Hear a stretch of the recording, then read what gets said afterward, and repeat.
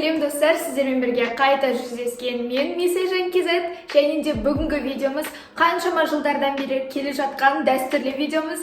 Менің сөмкемде не бар, немесе бүгін біз блогер Месежан Кизеттің сумкасын ақтаратын боламыз. Сол себептен бастаймыз. Басымас бұрын менің YouTube каналыма, Instagram'a тіркелуді ұмытпа. Мына жаққа ссылкаларын немесе биода қалдырып кетем. Күтемін. Жалпы уақыттың тез өтіп жатқанын менің сөмкемде не бар деген видеоны көріп байқауға болады. Себебі ол кездері мен рюкзакты көрсетсем, осы жолы сіздердің алдарыңызда осындай кішігірім сумочка. Сумкама келетін болсақ, бұны сатып алғаныма 1 айдай көлемінде болды. Осы уақытқа дейін примерно осындай қоңыр сумка ұстап жүрген болатынмын. Бұның 2 ремешогы бар. Біреуі осындай күнделіктіге ұстайтын ыңғайлы, өзіме алып кете салуға, іліп алуға ыңғайлы осы жағы.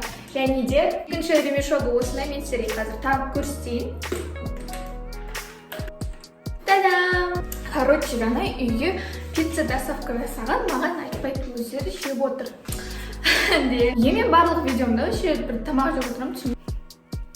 Сыртына сіздерге обзор жасап шықтым, енді ішін ашатын боламыз. Мына жерде кнопочка ашады, мінекей. Және де көз алдарыңызға ең бірінші осындай кішкентай бөлімі тұрады. Мына жерде енді шыны керек тиындар сондай салуға шығар деп ойлаймын, бірақ мен қолдамаймын, себебі ішінен бірдеңе алып салу өте қиын. Одан кейін жалпы қарасақ, ішінде осындай 2 бөлімнен тұрады. Сіздер уже көріп жатсыздар, мына жақта менің косметикам жатыр, мына жақта бір шнурлар, бірдеңелер. Қазір соны толығырақ жақыннан көретін боламыз. Ең бірінші біз осындай кішігірім бөлімінен бастайық. Мына жақта көріп тұрғандарыңыздай осындай бір кішкентай қалтасы бар. Кішкентай қалтасының ішінде менде 1000 теңге жатыр, және де 1-2 тиындар ғана жатыр екен. Осындай помада, нюдовый помада, өзімен бірге күнделіктіге алып жүремін. Және де помада демекші, ішінде алдында көрсеткен Carmex бальзамы обязательно. Және де тура солай қолым құрғап кетіп жатса, өзімен бірге осындай кішігірім кремдер ұстап жүремін. Жақсы ылғалдандырады қолды. Және де мына бөлімде ең соңғы емес, предпоследний зат бұл осындай кішігірім лампа, селфи лампа деп аталады. Яғни мына жерінде зажимдары бар. Бұл зажимды телефонның басына қыстырып қоямыз. Кейін артындағы осы кнопочкасы арқылы 1, 2, 3 режимдегі жарық қосылады. Мен енді кешкісін стористар түсіріп жатсам, немесе кейде болады қараңғы бөлмелерде түсірсем, жарық жетпей қалады, сол кезде осыны қоса қоям. Сәл ғана жарық береді, бірақ дегенмен де оның өзі бір күш. Келесі бұның ішіндегі зат осындай өте сүйкімді кішкентай ғана резинка, бізбен көріп тұрғандарыңыздай. Прям қатты ұнайды, маған бір сыйлыққа берген болатын. Резинка демекші, ішінде онымен қоса шаққалым ғой. Онымен қоса ішінде бірнеше невидимкалар жатады. Жалпы осымен мына бөлімдегі заттарды көрсетіп бітірдім.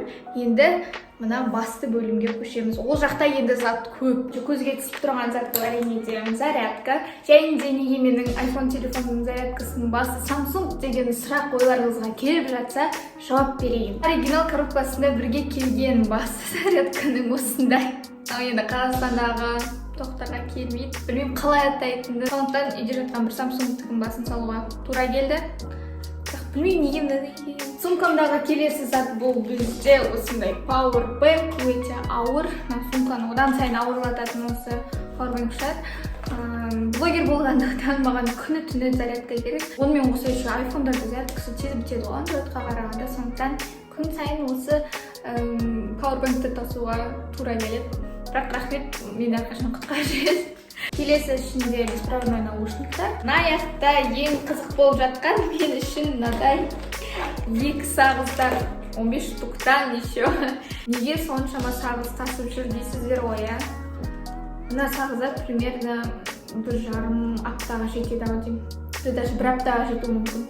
Себебі мені осы видеодан кейін еще достарым көрсе, мен сумкамда 40 сағыз жатқан, все бітті мен онда. Мына сағыздар 1 күнде де бітіп қалады.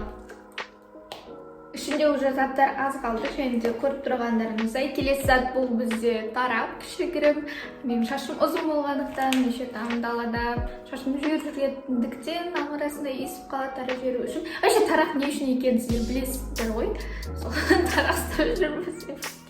Не деген бітпейтін терең рюкзак дейін деп жатырмын. Не деген терең сумка дейші, кішкентай ғана сумкадан мен уже қаншама зат алып шықтым, бірақ әлі де ішінде заттар бар. Және де келесі зат бұл бізде осындай невидимка жоқ бұл емес келесі зат бізде осындай браслет алдындары өзіме сыйлық қылып сатып алғам күшті да не және де бұл сумкамдағы соңғы зат болып саналады. Сіздер жаңа ғана менің осы бір кішігірім сумкамның ішінде қаншама зат болғанын көрдіңіздер, не үшін екенін де барлығын түсіндіріп айттым, және де сіздерге қызықты болды деген ойдамын. Егер де сіздерге осы бір қаншама жылдағы дәстүрлі видеом ұнаса, және де келесі жылы Алла қаласа тағы да түсіргенім қаласаңыздар, осы видеоның астында 5000 лайк жинайық. 5000 лайк жиналғаннан кейін менің күшті бір видеом шығатын болады. Сіздермен бірге болған мен Сайжан KZ. Міндетті түрде осы видеоға лайк басып, менің YouTube каналыма тіркеліңіздер. Жай ғана өтіп кетпей, міндетті түрде тіркеліп кетіңіздер.